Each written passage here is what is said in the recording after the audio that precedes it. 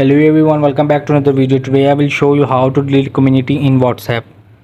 So for here you can just open the WhatsApp app on this Android device or iOS.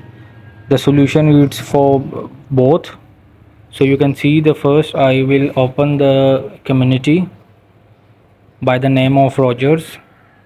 So I will just click to the top right corner of three dots,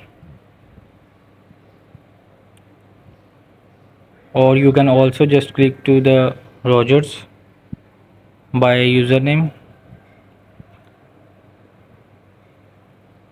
So you will have to just click to the Rogers community and you will scroll down to find option to delete this community from the WhatsApp. So here you can just click to exit community and you will also just click to deactivate community. So from the deactivate community it can delete whole community group. So you want to deactivate Rogers, so I will just click to deactivate, so it will be deleted the community.